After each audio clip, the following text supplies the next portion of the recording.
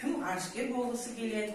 Сол жайында бүгін сендерменен сабақ өтеміз, сендердің көңіл күйлерің жақсы болса, сабағымызды бастаймыз.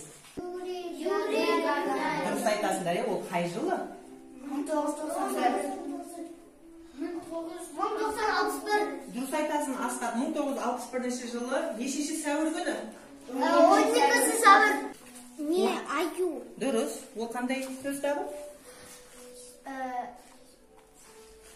Зат есім. Дұрыс, зат есім. Жүрді бірінші тапсырмадан өттің. Келесі айт оты келе ғой. Тездетеміз, дұрыс. Қандай сыпайы?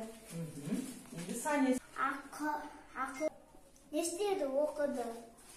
Қандай сөз табы? Етістік. Не істеді, жүрді? Қандай үлгілі? Өнелі. Алиша 10 етістіктің күрделі түрі жазылған. Біз енді оның астына етістіктің дара түрін жалғап жұмыртқаны отыр. Бояды. Дұрыс айтасың. Бояп отыр. Бояды. Қуады. Қуанды. Дұрыс, қуанып кетті. Қуанды. Жауды. Жауды. Жарайсың, жақсы. Қырып отыр, күрді.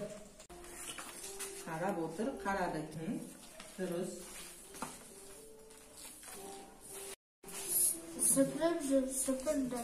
Мінекей бұларға Тоқтар Әубәкіровке халық қаһарманы деген атақ берілді. Әлемде әйгілі болды, қазақтың тұңғыш атын шығарды, ғарышкер атанды. Заттың қимыл іс-әрекетін білдіретін сөздерді етістік деп атаймыз.